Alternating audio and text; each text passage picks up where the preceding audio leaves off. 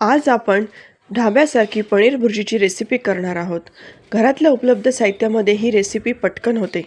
नमस्कार, मराठी अन्नपूर्णामध्ये तुमचं मनपूर्वक स्वागत करते. सर्वप्रथम एका कढईमध्ये 5 चमचे तेल व्यवस्थित गरम करून घ्यायचं आहे आणि त्यामध्ये मी 2 कांदे बारीक कापून घेतले आहेत आणि त्यामध्ये 1 हिरवी मिरची कट करून टाकली आहे. तर आता कांदा आपण छान गुलाबी होईपर्यंत परतवून घ्यायचा आहे. कांदा इथे छान 1-2 सेकंद परतवून घ्यायचा आहे. त्यानंतर यामध्ये आलं, लसूण, हिरवी मिरचीची पेस्ट टाकून घ्यायची आहे. या पेस्टमध्ये मिरची ही मी एकच टाकली आहे, कारण आपण इतर कोरडे मसालेही टाकणार आहोत. आता हे सर्व साहित्य छान परतवून घ्यायचं आहे. त्यानंतर यामध्ये लगेचच एक मोठा टमाटा बारीक कापून टाकला आहे. टमाटासुद्धा छान परतवून घ्यायचा आहे. कांदा आणि टोमॅटो व्यवस्थित शिजला पाहिजे. टोमॅटो लवकर शिजण्यासाठी यामध्ये मी थोडंसं मीठ टाकते आहे. मिठामुळे आपले टोमॅटो लवकर शिजून येतील. आता छान इथे 2-3 मिनटं परतवून घ्यायचं आहे.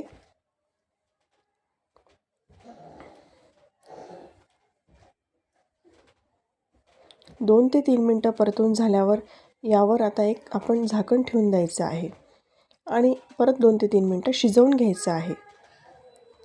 2 ते 3 मिनटानंतर कांदा टोमॅटो व्यवस्थित शिजून आलेला आहे.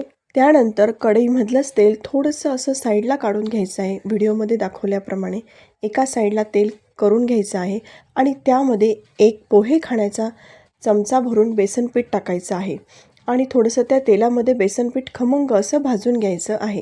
आता बेसन पीठ टाकल्यावर ना गॅसची फ्लेम थोडी कमी करा, म्हणजे व्यवस्थित ते भाजलं जाईल. त्यानंतर एका साईडला बेसन पीठ भाजून संपूर्ण कांद्यामध्ये हे पूर्ण मिक्स करायचं आहे. बेसन पिठामुळे भुर्जी खूप छान खमंग होते आणि भुर्जी मस्त अशी मिळून येते. सर्व साहित्य छान असं भाजून झालं आहे. आता यामध्ये आपण काही कोरडे मसाले घालणार आहोत. त्यासाठी मी अर्धा चमचा हळद घेतली आहे, 1.5 चमचा लाल तिखट घेतलं आहे, 2 चमचे किचन किंग मसाला घेतला आहे आणि चवीपुरतं मीठ घेतलं आहे. हे सर्व कोरडे मसाले टाकून घ्यायचं आणि परत पुन्हा गॅसची फ्लेम कमी करून छान असं तेल सुटेपर्यंत आता हे सर्व मसाले भाजून घ्यायचे आहेत. भुर्जी आपल्याला कोरडी नको आहे, यासाठी आता थोडंसं अर्धा वाटीपेक्षा पण कमी असं थोडं पाणी टाकून घ्यायचं आहे आणि याची आपल्याला आता ग्रेव्ही बनवायची आहे. ग्रेव्ही जास्त पातळ पण नको आहे आणि जास्त कोरडीसर पण नको आहे. त्यामुळे यामध्ये असं व्हिडिओत दाखवल्याप्रमाणे थोडं किंचित असं पाणी टाकून घ्यायचं आहे. त्यानंतर यामध्ये अर्धा चमचा बटर घालायचा आहे. तुम्ही बटर घातलं तर याची भुर्जीची टेस्ट खूप दुप्पट चवीने वाढणार आहे. तर आता छान असं हे सर्व साहित्य मिक्स करून घ्यायचं आहे. तेल सुटेपर्यंत छान असं हे भाजून घ्यायचं आहे. आता बघा खूप छान असं तेल सुटलं आहे आपल्या ग्रेव्हीला. त्यानंतर यामध्ये थोडीशी कसुरी मेथी हातावर बारीक चुरून टाकायची आहे. कसुरी मेथी स्किप नका करू, कसुरी मेथीने खूप छान टेस्ट येते. मिक्स करून घ्यायचं आहे सर्व साहित्य. मला थोडं कोरडं वाटलं मिश्रण, म्हणून मी थोडं किंचित पाणी टाकलं आहे.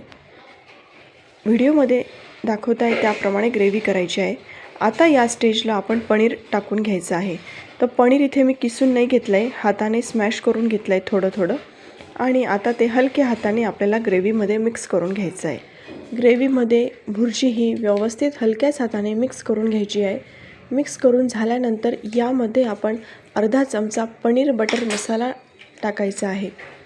या मसाल्याने भुर्जीची टेस्ट अगदी ढाब्यासारखीच येते. खूप छान आणि टेस्टी भुर्जी होते. ही भुर्जी तुम्ही पावाबरोबर, चपातीबरोबर, नानबरोबर खाऊ शकतात.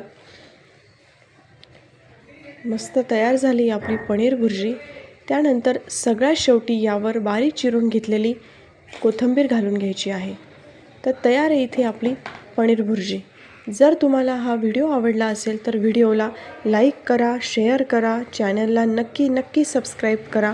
भेटू आपण पुढच्या रेसिपीमध्ये. तोपर्यंत धन्यवाद.